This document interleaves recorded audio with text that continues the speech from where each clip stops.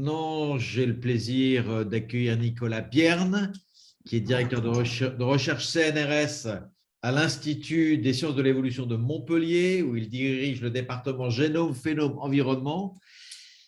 Il a commencé par être agronome avant de s'intéresser à la biologie moléculaire, au séquençage des génomes et de s'intéresser notamment à des lignées de moules, des lignées hybrides de moules dans les grands ports de commerce. Et voilà. Et il s'est pris de passion pour l'évolution d'origine anthropique et les habitats urbanisés. Nicolas, je vous cède la parole. Allô, on ne vous entend pas.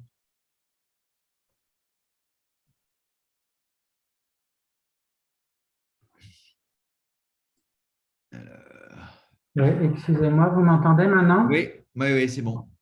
Je vais repartager mon écran. Voilà. Et je mets en mode diaporama. Voilà.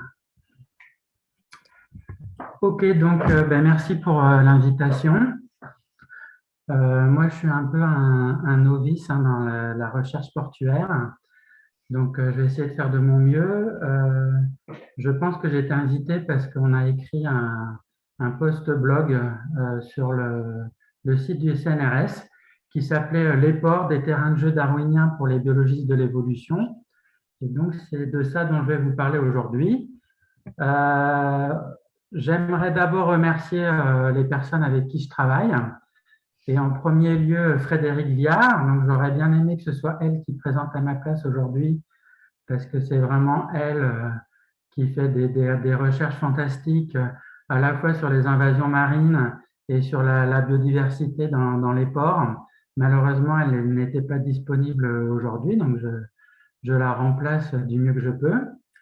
Voilà, elle a fait une partie de sa carrière à la station de Roscoff. Elle a maintenant rejoint notre équipe à l'Université de Montpellier. Et ensuite, 3 étudiants. Alors, Alexis Simon, qui a fait sa thèse sur les moules et qui est le découvreur en fait de cette lignée de moules, cet écotype de moules qui vit exclusivement dans les ports de commerce. Maureen Hamel, qui finit sa thèse sur une maladie des moules qui est un cancer transmissible, dont je vous parlerai à la fin de l'exposé. Et Fanny Touchard, qui est actuellement en thèse sur justement l'évolution biologique dans les porcs. Alors, les porcs, pour nous, c'est assez vaste. J'ai noté que les exposés jusqu'à maintenant s'intéressaient principalement aux grands ports de commerce. Nous, en fait, les biologistes, on a assez peu étudié les ports de commerce, qui sont peut-être plus difficiles d'accès. Enfin, il y a pas mal de raisons, mais on commence à s'intéresser aux ports de commerce et mon intervention aujourd'hui, c'est aussi pour promouvoir la collaboration entre la recherche académique en biodiversité et les ports pour pouvoir donc travailler sur ces environnements. Ça peut être des ports de pêche, des ports de plaisance, des ports de passagers, même des ports militaires. Et à chaque type de port, évidemment, son type de bateau. Et quand on parle des ports, on ne peut pas ne pas parler des bateaux, puisque c'est eux ces ports sont construits pour les bateaux. Et avant de commencer vraiment dans le dur, je voulais vous dire tout de suite mon message. Je me suis dit que ça faciliterait la compréhension. Donc, l'objectif de mon exposé, c'est de vous faire comprendre que pour un biologiste de l'évolution, un écologiste, les ports sont en fait des passerelles anthropiques spatio-temporelles. Alors, j'avais hésité entre hub ou plaque tournante et passerelle, mais je me suis dit que vous verrez que finalement, passerelle, c'est vraiment le mot qui marche bien, comme une télétransportation d'espèces ou de gènes à longue distance et dans le temps. Alors, j'ai repris une figure d'un exposé précédent de César Ducruet qui présentait justement les ports comme des réseaux connectés. Donc ça colle bien avec la vision qu'on a des ports. Et puis là, ici, vous avez un petit schéma qui montre qu'en fait, les ports et les routes maritimes qui les connectent. Ça crée en fait un réseau d'environnements anthropisés où justement les espèces doivent s'adapter ou sont perturbées par tout cet espace anthropisé qui est entremêlé d'espaces naturels et sauvages. Donc, cette structure, vraiment, elle me semble très importante et c'est ça que je vais essayer de mettre en avant aujourd'hui. Alors, le plan de mon exposé est celui-ci. J'ai quand même éprouvé le besoin de faire une petite introduction sur la crise de la biodiversité, puisque au final, c'est un peu pour ça qu'on nous demande de parler. Donc, je vais donner un point de vue assez rapide sur la crise de la biodiversité. Après, j'aurai 4 parties sur les ports. Mais déjà, les ports sont des pots pourris d'espèces natives et exotiques. Donc, je vais essayer de montrer comment il y a plein d'espèces exotiques qui sont importées par le trafic maritime dans les ports. Ensuite, les ports, ça va être un endroit où il y a une évolution induite par les activités humaines. Les ports, c'est un lieu de métissage biologique. Donc, comme évidemment, on amène des espèces d'un peu partout, quand elles peuvent s'hybrider, se métisser, ben ça se produit et on l'observe. Et enfin, les ports sont des plaques tournantes épidémiologiques, donc un aspect un peu plus tourné vers les maladies et les pathogènes, avant de conclure. Donc, une petite introduction sur la crise de la biodiversité. D'abord, la biodiversité, c'est quoi? Alors, j'ai entendu dans d'autres exposés, enfin pas la semaine précédente, mais la dernière fois, qu'on espérait avoir des capteurs à biodiversité. Donc, comme la biodiversité, c'est quelque chose qui n'a pas de définition, ça a une définition pour les scientifiques, mais dans la sphère politique et médiatique, ça ne veut plus rien dire. Donc, je voulais rappeler un peu ce que c'est la biodiversité. Il y a 3 niveaux, normalement, dans la définition scientifique. Il y a la diversité des écosystèmes, la diversité des espèces et la diversité génétique au sein des espèces. Seulement, souvent, la biodiversité, elle est plutôt utilisée comme un synonyme d'abondance. Par exemple, quand on dit qu'il y a une perte de biodiversité des insectes, c'est plus pour dire qu'il y a moins d'insectes en abondance ou moins d'oiseaux que pour dire qu'il y a moins de diversité d'espèces. Donc là, j'ai mis 2 exemples. J'ai mis le fait qu'il peut y avoir moins de poissons dans l'océan à cause de la surpêche, l'exemple des abeilles. Et puis la biodiversité, des fois, c'est aussi le patrimoine naturel. Alors, j'ai fait exprès de ne pas mettre le panda ou l'hippocampe ou les dauphins. J'ai mis deux autres exemples. J'ai pris un exemple qui me tient à cœur, qui est celui de l'anguille, qui pour moi est un joyau de l'évolution. Donc, l'anguille, c'est un poisson qui peuple tous les cours d'eau d'Europe. Et au stade adulte, au moment de la reproduction, les adultes vont s'adapter à nouveau à l'environnement marin, traverser l'océan Atlantique jusqu'à la mer des Sargasses. Pour les rivières méditerranéennes, ils traverseront toute la Méditerranée et toute l'Atlantique pour aller se reproduire dans la mer des Sargasses. Là, ils vont se reproduire, produire des larves, et les larves vont, par les courants marins, revenir saupoudrer toutes les rivières de l'Europe. Ça forme une seule population. Et là, ce qu'on appelle les civelles, hein, c'est ce qui est représenté sur la photo ici, sont pêchés parce que c'est quelque chose de délicieux, soi-disant, j'en ai jamais mangé, très apprécié en Espagne et notamment au Japon. Et il y a encore énormément de braconnage qui fait que l'espèce est en danger. Si on perd l'anguille, il n'y a pas d'autre anguille. Il n'y en aura plus du tout, on aura perdu cette espèce fantastique. Et l'autre exemple, c'est les platanes de Montpellier.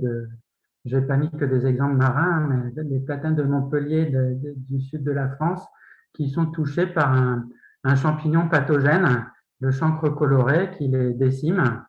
Et ce champignon est une introduction en fait depuis l'Amérique du Nord. Et donc, d'ici quelques dizaines d'années, on n'aura plus de platanes dans nos villes du sud de la France. Il faudra les remplacer par d'autres arbres. Voilà, donc après, l'autre complexité avec la biodiversité, c'est que, par exemple, vous pouvez entendre que la Polynésie française, la Polynésie, c'est un hotspot de biodiversité.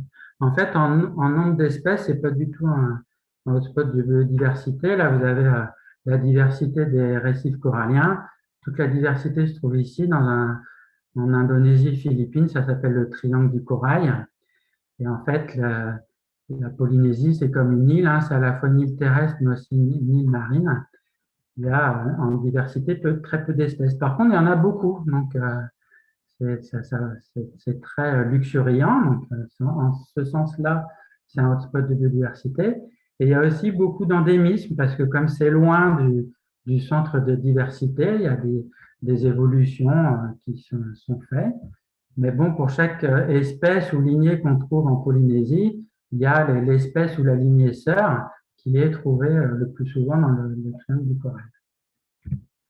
Il y a la Méditerranée, j'utilise souvent la Méditerranée puisque je suis à Montpellier. On dit aussi que c'est un hotspot de biodiversité. C'est pas tout à fait vrai. Alors c'est vrai qu'il y a beaucoup d'espèces, puisqu'on trouve 7% des espèces marines sur 1% de la surface totale des océans et des mers. Mais si on compare à la mer Rouge qui est juste à côté, par exemple, il y a beaucoup moins de diversité d'espèces. Par contre, il y a beaucoup d'endémismes. Donc, il y a beaucoup d'espèces qu'on trouve qu'en Méditerranée et pas ailleurs. Donc, ça aussi, c'est quelque chose qu'on pourrait avoir envie de conserver. Mais bon, j'ai envie de dire que mettre des couleurs sur des cartes pour dire, voilà, là, il y a beaucoup de diversité, je suis pas sûr que ce soit vraiment un bon point de départ. L'autre point de départ qui peut se produire, c'est le WWF fait ça beaucoup. C'était une bonne idée, à mon avis, de dire on va utiliser des espèces un peu stars qui plaisent au grand public, et puis ça va permettre de protéger les environnements. Hein. Donc, j'ai parlé du panda, de l'hippocampe. Là, ils ont mis le jaguar et le chimpanzé. Et puis, vous voyez, ils ont mis le requin. Voilà. Le requin, c'est 500 espèces. Hein. Donc, d'un point de vue de diversité, ça n'a rien à voir. Donc, le panda, c'est une espèce. Le requin, c'est 500 espèces. Et puis, ça fait 50 ans que le VFF existe et on se rend compte que finalement, cette approche d'espèces stars, ça n'a pas vraiment donné les résultats escomptés et que non seulement ça ne permet pas de protéger les écosystèmes, mais en plus, ces espèces elles-mêmes ne se portent pas vraiment beaucoup mieux malgré leur popularité. Voilà, donc nous, on a fait un petit film, je fais juste un peu la pub, il est sur la chaîne YouTube de l'Université de Montpellier, où on adresse le problème en essayant de montrer que la biodiversité, ça devrait être vu comme un processus dynamique. Hein, ce n'est pas quelque chose de fixe, ce n'est pas la création qui a mis les espèces, il y a plein de processus qui se produisent, et en fait, cette dynamique, il faut la maintenir. Alors, j'aime bien une métaphore qui a été proposée par Pierre-Henri Bouillon, qui est la métaphore du vélo. Un vélo, il reste debout uniquement parce qu'il avance. Et dès qu'il s'arrête, ça ne marche plus. Et donc, c'est parce que ça bouge que ça tient. Ben, la biodiversité, c'est pareil, c'est parce qu'elle bouge qu'elle tient debout. Et en fait, il faut arrêter tout ce qui l'empêche d'avancer. Et pour empêcher ça, il faut changer notre rapport à la nature et c'est ça le plus important. Et ce qui empêche le vélo de la biodiversité d'avancer, on le connaît très très bien, ça n'y a pas de souci. Il y a 5 grandes causes, j'en rajouterai une moins connue, une 6e aujourd'hui. Donc il y a la fragmentation et la destruction des habitats. Donc par exemple l'urbanisation, les terres agricoles aussi qui prennent quand même sur l'environnement sauvage. Donc c'est une grande cause de perte de biodiversité. Alors, quelle que soit la définition, hein, que ce soit abondance ou diversité d'espèces ou diversité génétique.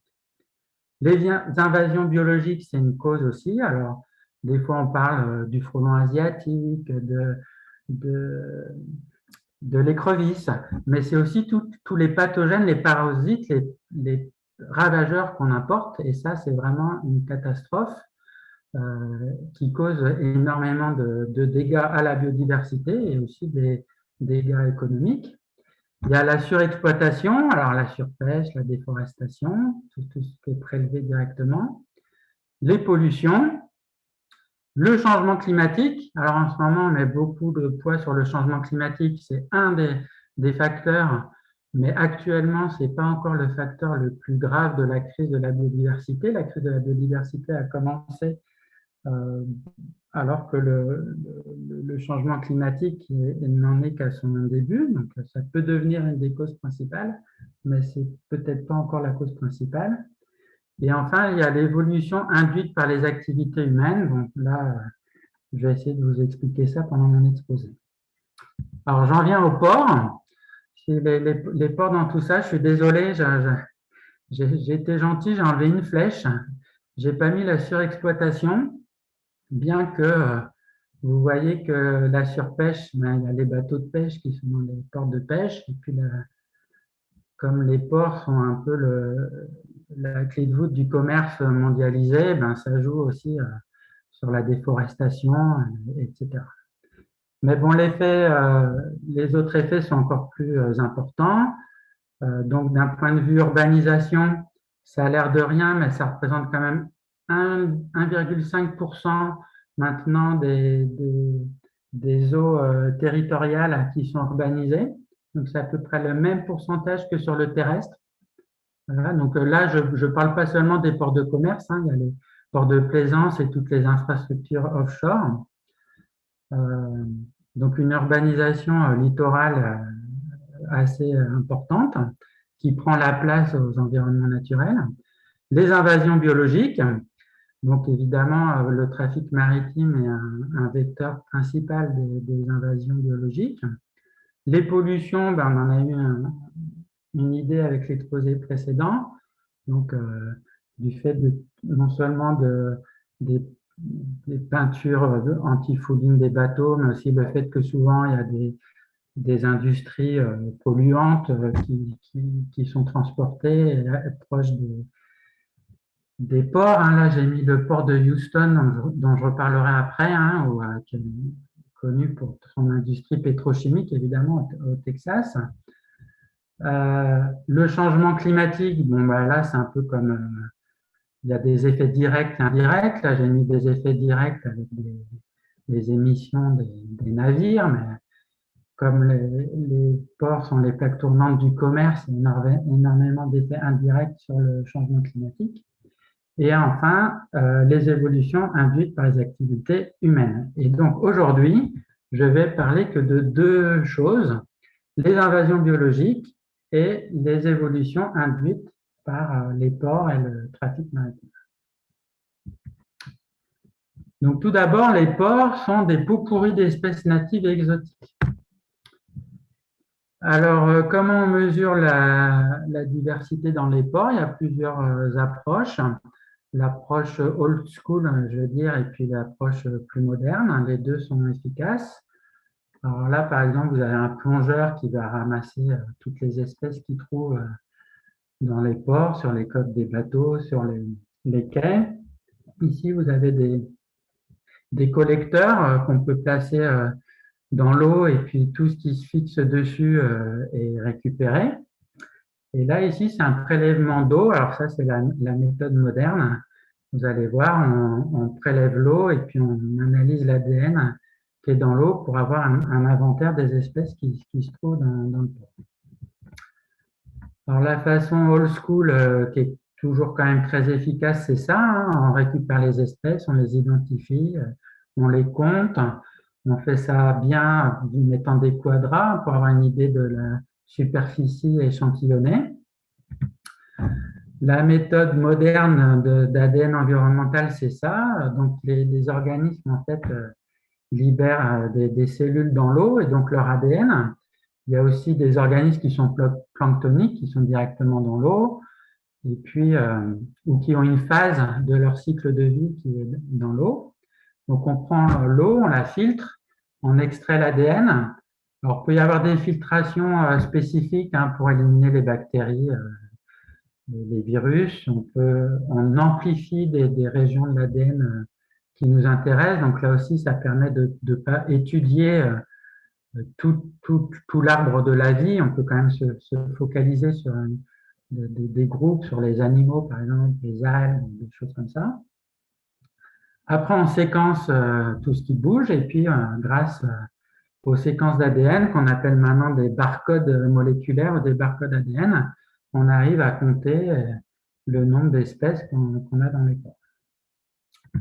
Alors, le résultat, en voici un exemple. Hein. Ça, c'est une étude qui a été faite par Frédéric Viard et ses collaborateurs.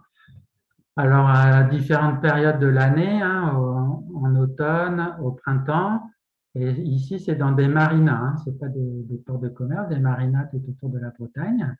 Et là, vous avez la proportion d'espèces qui sont non indigènes, hein, qui ne sont pas censées être trouvées en Bretagne, en rose, et les espèces natives qu'on s'attend à trouver en Bretagne, qui sont en vert.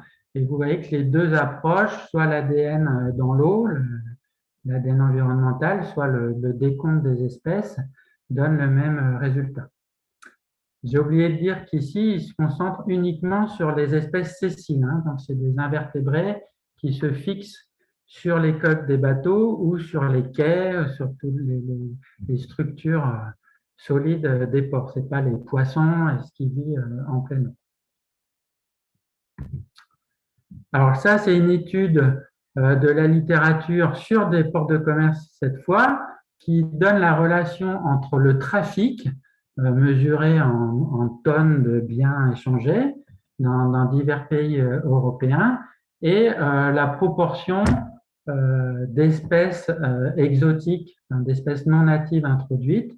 Et on voit qu'on trouve une corrélation. Plus il y a de trafic maritime, plus il y a d'espèces introduites. Alors pourquoi le trafic maritime transporte comme ça ces espèces exotiques?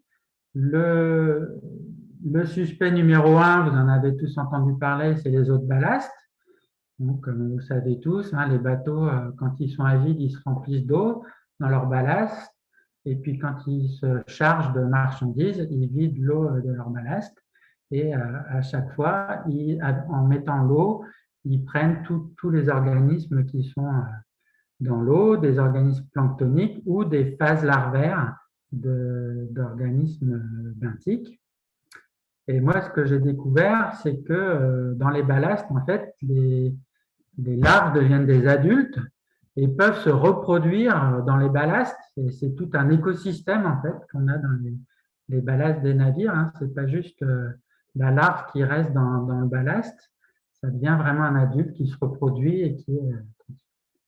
Donc là, vous avez l'exemple d'un ténère invasif là, qui a probablement été introduit par les eaux de ballast.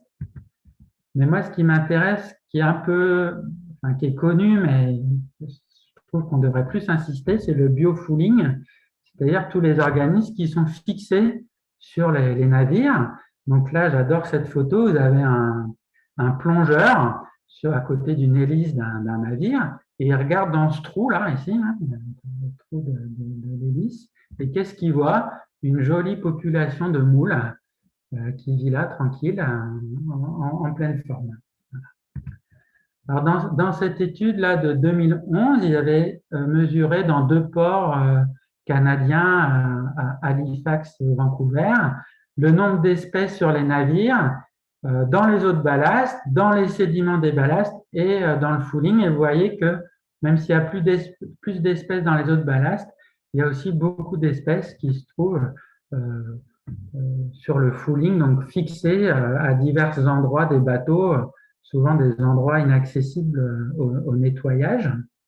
Voilà, donc ils avaient 78 espèces, 90% étaient non indigènes, hein, des espèces qu'on n'était pas censé trouver à cet endroit-là. Un très grand nombre de spécimens, hein, 27 000 à 95 000 individus en fait, échantillonnés sur les navires. Voilà, donc je passe à la deuxième partie, qui est l'évolution induite par les activités humaines. Alors l'évolution, j'ai essayé de le faire en 30 secondes. L'évolution, en fait, c'est s'intéresser au changement de la composition génétique des populations de génération en génération sous l'effet des forces évolutives. Et ces forces évolutives sont au nombre de 4. Elles sont la mutation, la sélection, la migration et la dérive génétique.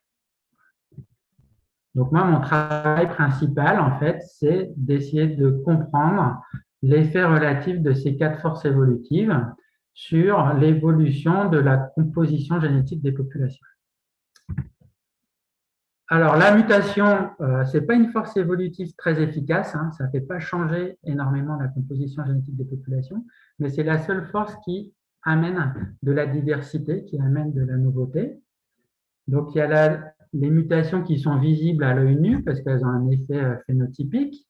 Hein, là, ça donne des tomates différentes, là, des escargots qui ont des patterns de coloration différents.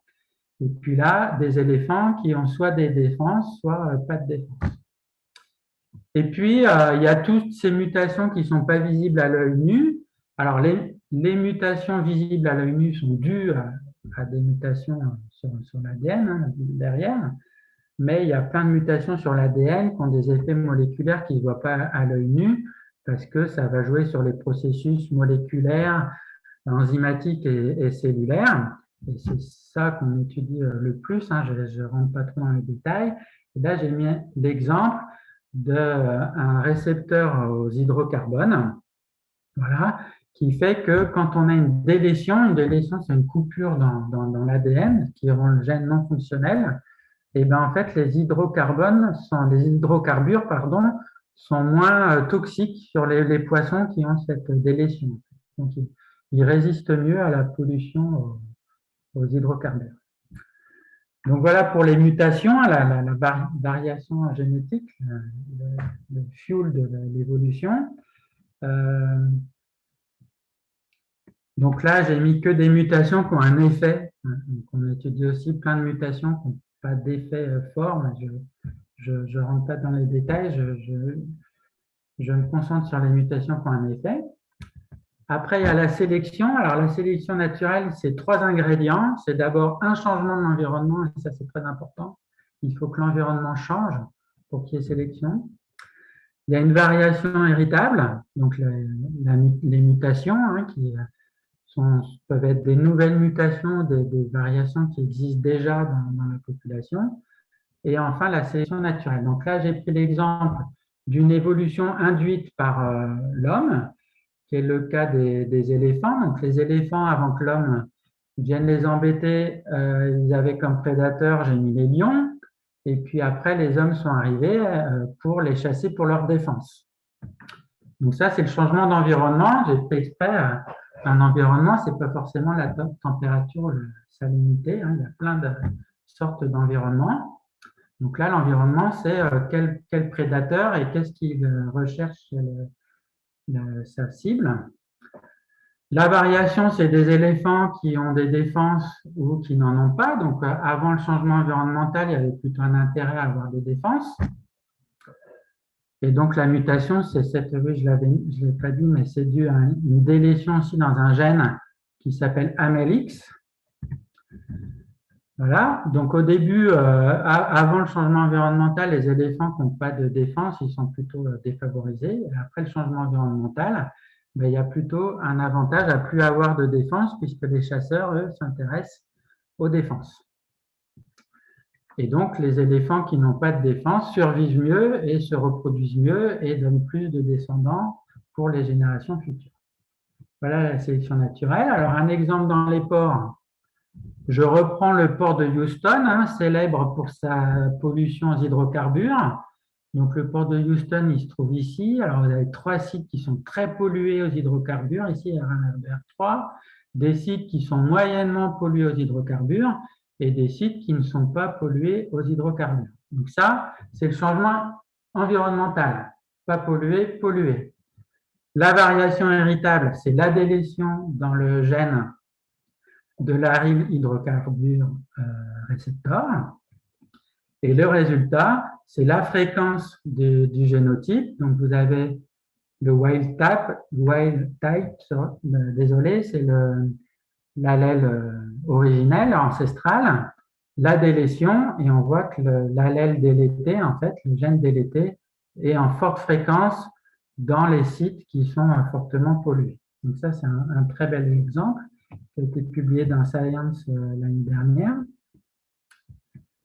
Et alors, ce qui est marrant, c'est que cette mutation, elle n'est pas apparue dans l'espèce qui est dans le port de Houston. Hein, donc ça, c'est ce petit poisson, en français, on appelle ça une fondule.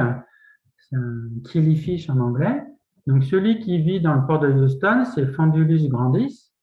Et en fait, cette mutation, elle n'est pas apparue chez Fondulus grandis, elle est apparue chez Fondulus heteroclitus qui se trouve en Atlantique, du côté qui n'est pas du tout en fait dans le golfe du Mexique, mais vraiment sur la côte est américaine. Et Fondulus heteroclitus ne vit pas dans le golfe du Mexique. Et donc cette mutation est sans doute arrivée par le trafic maritime jusqu'à Grandis et le port de Houston. Ce qui me fait parler de la troisième force évolutive, je ne parlerai pas de la quatrième aujourd'hui, dérive. Donc, je parle aujourd'hui de la migration, qui est une force évolutive très efficace. Hein. La migration fait bouger, changer la composition génétique d'une population de façon très efficace. Hein. C'est connu depuis le début de la génétique des populations. Donc, ça amène de la variation en fréquence importante. Ça mélange les gènes des deux populations pour créer toute une diversité de nouveaux génotypes hein, par la reproduction et la recombinaison. Et donc, je vais parler dans mon troisième point sur les porcs du fait que les porcs sont des lieux de métissage biologique. Alors, j'ai besoin de cette figure. Je suis désolé, je n'ai pas trouvé moyen de vous en parler autrement. Ça, c'est la proportion d'ancestrie, on appelle ça en génétique. Pour vous aider, c'est si vous faites des tests ADN chez 23andMe ou Parentage, ils vont vous dire, je ne sais pas, vous êtes 60% français, 20% espagnol, 15% allemand et puis 5%, je ne sais pas, asiatique. Voilà, ben c'est le même principe. Donc, on a des populations de référence et on essaye d'avoir la proportion d'ancestrie. Donc, chaque barre, c'est un individu. Et puis, les couleurs, c'est les différents groupes génétiques. Et les proportions, c'est la proportion de ces groupes génétiques dans le génome de l'individu échantillonné. Donc là, je vais vous parler des moules. Alors, les moules, c'est un complexe d'espèces.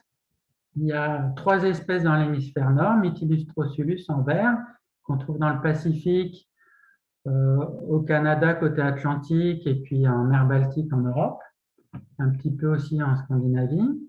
Mytilus edulis en bleu, côté est et ouest de l'Atlantique. Et Mytilus galloprincialis en rouge et jaune qu'on trouve en Méditerranée et côté Atlantique uniquement en Europe. Elle n'est pas présente côté Amérique. Et au sein de Edulis et galloprincialis, il y a des sous-lignées génétiques, notamment galloprincialis, il y a la lignée méditerranéenne ici en rouge et la lignée atlantique ici en jaune. Et Edulis est aussi divisé en sous-lignées, une lignée américaine et 2 lignées européennes. Dans l'hémisphère sud, on a encore 3 espèces. Chilensis en côté Chili, Platensis côté Argentine et Planulatus en Australie et en Nouvelle-Zélande. Mais on ne trouve pas de moules dans la partie tropicale. Hein. On appelle ça une distribution antitropicale. Elle est uniquement dans les eaux tempérées des 2 hémisphères. Et ce qu'on sait, c'est que Mytilus galloprincialis a été introduit un peu partout sur le globe et elle est invasive.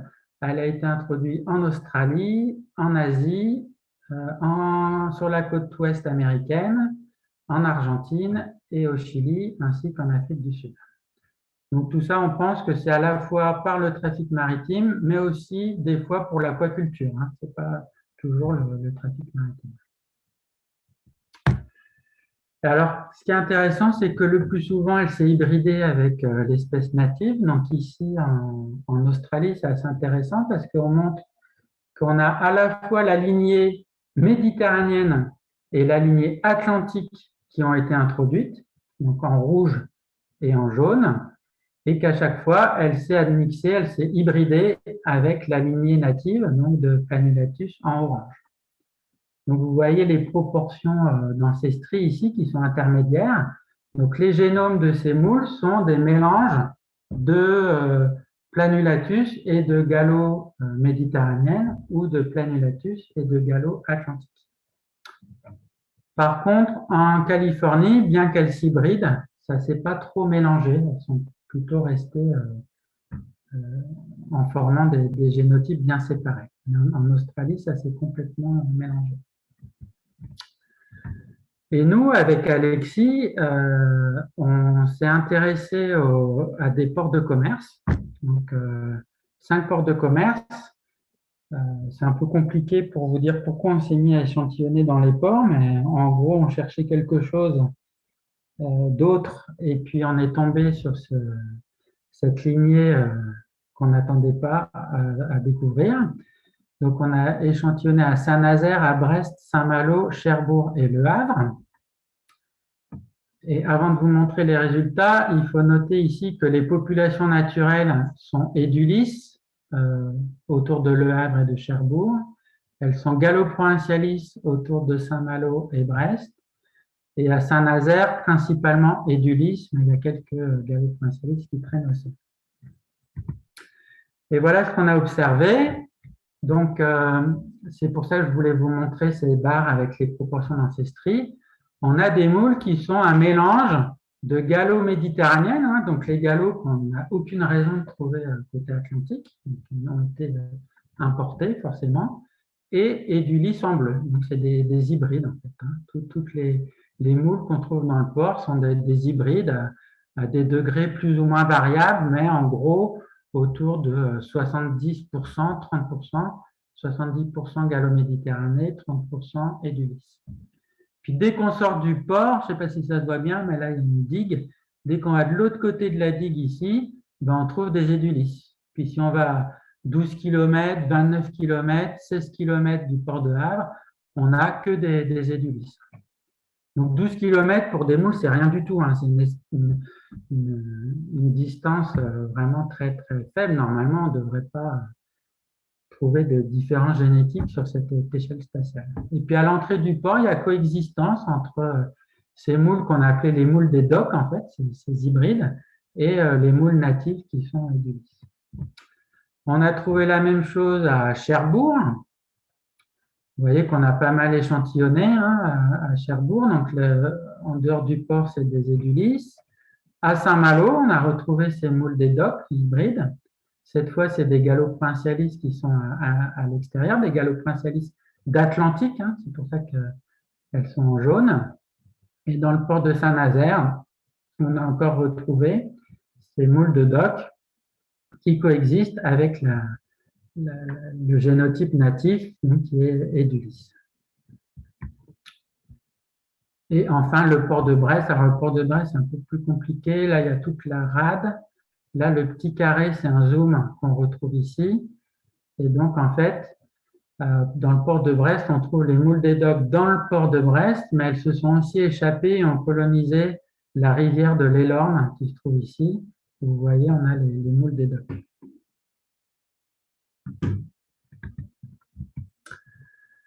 Alors, je vous avais montré tout à l'heure le trou dans l'hélice du bateau. Et bien, ces moules, on les a génotypées. Elles n'ont pas montré quelque chose de très surprenant. Donc, c'est un bateau qui fait les liaisons entre Roscoff et Plymouth. Donc, à Roscoff, on a des gallo-provincialis atlantiques, les jaunes. Et à Plymouth, on a les édulis, les bleus. Et ben, dans cette population de moules du bateau qui fait la liaison, on a trouvé surtout des édulis et puis quelques gallos, donc 3 gallos atlantiques. Donc, ça, c'est assez logique. On a aussi échantillonné un bateau abandonné dans le port de Sète. Donc, dans le port de Sète, on attend des gallos méditerranéennes, les rouges, et on a trouvé une moule ici, là, vous voyez, qui est moitié édulis, moitié gallo atlantique. Donc, aucune raison de trouver à Sète d'Édulis et de Gallo-Atlantique. Donc ça, je vous ai mis cette diapo, en fait, c'était pour vous dire que on s'est mis à échantillonner les ports, mais on aimerait beaucoup pouvoir échantillonner le fouling des navires aussi. Et donc, dans le futur, on aimerait avoir des collaborations pour avoir accès à ce type d'échantillon. Alors, en aparté, je vous ai mis ici que quand on s'intéresse à des espèces et non pas des génotypes, c'est intéressant d'étudier le fouling. Donc là, c'est plein de ports de plaisance, cette fois, hein, en Méditerranée. Et ces auteurs-là ont échantillonné les espèces sur les coques des navires et ils ont compté le nombre d'espèces natives qu'on était censé observer à l'endroit où se trouve le port en bleu et d'espèces non natives en rouge. Vous voyez que dans tous les échantillons de fouling, on a toujours des espèces non natives qui se trouvent fixées sur les coques des bateaux. Alors, les moules de quai, on ne les a pas toujours trouvées dans tous les ports. Donc, il y a, par exemple, dans le port de La Rochelle, on ne les a pas trouvées. On ne trouve que des Édulis, qui est l'espèce qu'on est censé trouver à La Rochelle. Dans le port de Bilbao, en Espagne, on a aussi trouvé des moules. Donc, on ne trouve pas toujours les cotypes de dock, les cotypes de quai dans les ports. Puis j'ai mis le port de New York. Là, on n'a pas trouvé les moules des quais, mais on a un petit signal quand même dans ces stries. Bleu foncé, c'est les moules européennes en fait. Et bleu clair, c'est les moules américaines. Donc on se demande quand même si on n'a pas un petit signal dans le port de New York qui devrait être plus échantillonné, mais à ce moment-là, on aurait un signal différent. Ça ne serait pas les mêmes moules des docks que celles qu'on a trouvées à Cherbourg, Le Havre, etc.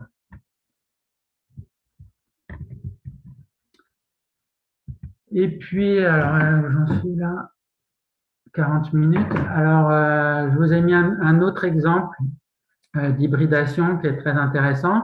C'est sur les siones. Donc, les siones, c'est ces acidies qui vivent fixées. Donc, elles sont assez fréquentes sur les quais flottants des marinas, sur les bouées. Il leur faut un peu d'ombre, mais c'est une espèce de fouling assez fréquente. Il y a deux espèces. Là, on les voit, une qui a une collerette jaune et une qui est plus blanche. Bon, c'est pas toujours facile à les discriminer sur la morphologie. Hein. On utilise l'ADN, c'est plus fiable. Et en fait, l'espèce introduite, elle vient d'Asie. Hein. C'est une espèce asiatique. Elles sont très divergentes. Elles ont, ça vous dira rien, mais elles ont 15% de divergence en ADN. Donc, ça correspond à plus de 5 millions d'années. Donc, c'est assez surprenant qu'elles s'hybrident encore, mais elles s'hybrident encore. Et ce qu'on a trouvé, c'est dans le génome de la sionne européenne, hein, qui s'appelle Sionna intestinalis. Donc là, c'est que des échantillons de Sionna intestinalis. Hein, on n'a pas mis les échantillons de l'espèce introduite. On trouve des fois dans le génome, donc là, vous avez les 14 chromosomes du génome. On a une petite portion ici, enfin une grande portion en fait, sur le chromosome 5, qui souvent vient de l'autre espèce, de l'espèce asiatique. On appelle ça un hotspot d'introgression, un bout de génome de l'espèce exotique qui a été introduit par hybridation dans le génome de l'espèce native. Et donc, cette introgression, la fréquence est mise ici sur les camemberts. Donc, il y a des ports où elle est assez fréquente, donc des ports de plaisance, hein, toujours, ici en Bretagne, à La Rochelle, en Angleterre, et des ports où cette introgression est absente. Et alors, ce qui est marrant, c'est qu'on est allé au centre, on a séquencé les génomes, on est allé au centre de ce hotspot d'introgression, et on est tombé sur un gène, ça s'appelle un cytochrome P450, qui est classiquement impliqué dans la détoxification, hein, la résistance à divers produits chimiques comme des insecticides ou d'autres pesticides. Et là, non seulement c'est ce gène, mais en plus, il est répété dans le génome de l'espèce asiatique, il est répété 15 fois. Donc, ça expliquerait qu'il est très exprimé et donc pourrait procurer un avantage à la pollution en permettant une meilleure détoxification. Ok, donc je voulais quand même vous parler d'un dernier point qui est que les porcs sont des plaques tournantes épidémiologiques. Alors, je vais vous parler, je me rends compte que c'est un petit peu dense, mais j'espère que vous arrivez à suivre. Je voulais vous parler des cancers transmissibles des moules, parce que c'est quelque chose d'assez fascinant. Normalement, un cancer, ce n'est pas quelque chose qui est contagieux, hein, je vous rassure. C'est dû à nos propres cellules qui accumulent des mutations somatiques lors des divisions et par malchance, ces mutations somatiques apportent à certaines lignées cellulaires deux caractéristiques. D'abord, l'immortalité, elle se divise de façon anarchique et donc grandissent, deviennent plus nombreuses, forment les tumeurs. Une première caractéristique des cancers. Et deuxièmement, elles évitent le système immunitaire qui ne les élimine plus. Et c'est comme ça qu'un cancer évolue en fait au sein d'un organisme multicellulaire. Mais à chaque fois, ça se répète dans des individus différents. Les lignées cellulaires cancéreuses disparaissent à la mort de l'individu qui les a générées ou, on l'espère, à la guérison. Mais les cancers ne sont pas contagieux, même s'il y a des agents infectieux qui peuvent favoriser le cancer, comme par exemple des virus qui sont responsables de certains cancers, comme les papillomavirus qui créent des cancers des cervicales ou de l'utérus. Mais ce ne sont pas les cellules cancéreuses elles-mêmes qui se transmettent d'un individu à l'autre. Mais dans de rares cas, ça s'est produit. Des cellules cancéreuses ont réussi à se transmettre d'individu en individu pour devenir de véritables parasites qui se répandent comme ça dans les populations.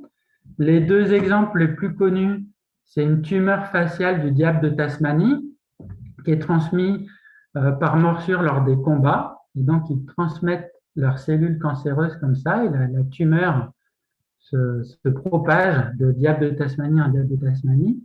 L'autre exemple, c'est une tumeur chez le chien, une tumeur urogénitale qui est transmise lors de l'accouplement, en fait. Voilà, les cellules sont transmises à un autre individu. Et depuis 5 ans maintenant, on sait qu'il y a ce type de cancer chez de nombreux bivalves, de nombreux coquillages.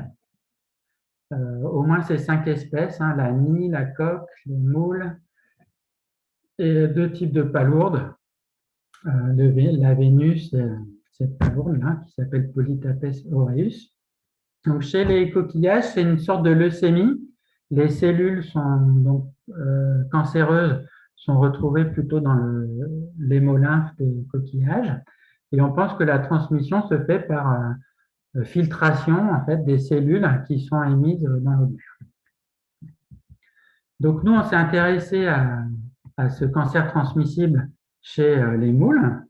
Et ce qu'on a trouvé d'abord, c'est 2 émergences indépendantes. Donc, il y a un cancer qui a émergé chez les Trosulus du Pacifique, ici, on l'a appelé BTN1, et un autre cancer qui a émergé aussi chez Mytilus trosulus, mais qu'on trouve dans les populations Edulis d'Europe et Chilensis du Chili. Et en Europe et au Chili, c'est vraiment la même lignée de cancer transmissible. Et comme il n'y a pas de moules dans les tropiques, la seule façon pour expliquer que on trouve la même lignée au nord et au sud, c'est le transfert par le trafic maritime. Ça a valu un titre de presse dans le New York Times, hein, Humans gave an awful cargo a ride overseas. Donc avec Maureen, on a voulu mieux comprendre à une échelle spatiale plus fine qu'est-ce qui pouvait favoriser la transmission de ces cellules cancéreuses entre populations de moules. Et pour ça, on a échantillonné 76 sites, ici, là, entre la Bretagne et la Vendée, en baie de Quiberon, jusqu'à la Loire, ici Saint-Nazaire. Et on a échantillonné différents types d'habitats, des populations sauvages en bleu ici, des ports en rouge, donc différents types de ports, des marinas, le port de Saint-Nazaire, des quais pour les voyageurs. Et puis en jaune, vous avez des fermes et en vert, vous avez des bouées. Et notre grosse surprise, ça a été que le cancer se trouvait principalement dans les ports. Donc on a trouvé le cancer dans 9 populations. Et dans ces 9 populations, il y avait 7 ports, comme vous le voyez ici. Et parmi ces ports, un endroit où il y avait vraiment beaucoup de moules qui avaient ce cancer transmissible, 8 sur 20, c'est au Croisic, un embarcadère pour les navires de passagers. Donc, on a conclu de cette étude que le fouling sur les navires et les bateaux favorisait la propagation de ce cancer transmissible et que du coup, les ports devenaient des plaques tournantes de l'épidémiologie de ce cancer transmissible, avec le hotspot qui nourrit le réseau de transmission entre les ports.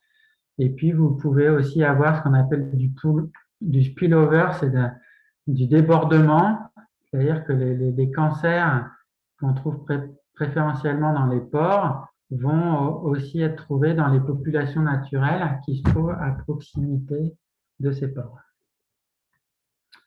Donc voilà, j'ai été un petit peu vite, je suis désolé. Je voulais rester dans les temps. Donc pour conclure, je reviens sur mon take-home message. Donc j'ai voulu vous faire passer le message que les ports étaient des passerelles anthropiques spatio-temporelles. Alors dans l'espace, pourquoi? Parce que le trafic maritime de port en port est un vecteur privilégié pour les espèces non indigènes. Les résultats sont vraiment très clairs et assez spectaculaires, je dois dire. Hein. Il y a vraiment une proportion d'espèces non indigènes assez forte. Mon point de vue d'évolutionniste, ça me fait dire que c'est en plus la partie émergée de l'iceberg, parce que ça, c'est ce qu'on pouvait voir à l'œil nu, mais maintenant qu'on étudie les génomes, on voit que ce n'est pas seulement des espèces, mais c'est des lignées ou des génotypes qui sont propagés comme ça de port en port. Donc avec l'exemple des moules, des siones et des petits poissons fondulus, hein, c'est pas toujours une espèce, ça peut être des gènes aussi qui sont propagés. C'est des maladies, hein, donc dans les espèces non indigènes, c'est pas forcément des espèces macroscopiques, hein, ça peut être des pathogènes, des bactéries, des cancers transmissibles.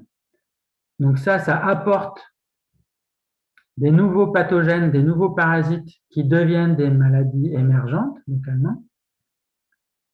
Mais en plus, ce qu'on voit avec l'étude sur le cancer transmissible, c'est que ça fait des passerelles épidémiologiques. Dans le cas du cancer transmissible, il était déjà là, hein, ce n'est pas le trafic maritime qui l'a amené, mais par contre, ça permet de le faire circuler. Donc, avec l'exemple de la Covid, on a tous compris que quand on fait circuler une maladie, eh ben, ça l'aide à être plus prévalente, plus abondante.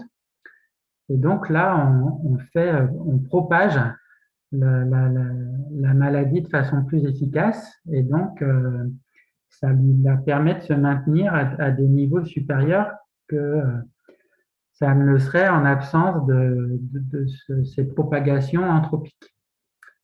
Donc passerelle spatiale, mais aussi temporelle, puisqu'on crée une évolution qui est induite par les activités humaines, une évolution de type adaptation, comme la fondule qui s'adapte à la pollution, sans doute les siones, Et aussi l'hybridation, on change la composition génétique des populations en amenant des gènes et donc on les fait passer dans une faille temporelle évolutive. Donc voilà le message que je voulais faire passer aujourd'hui. J'espère que je n'ai pas été trop technique et puis j'attends vos questions. Et si vous n'avez pas de questions, j'ai mis une petite BD que j'ai trouvée sur Internet que vous pouvez lire pendant que vous réfléchissez. Je vous remercie.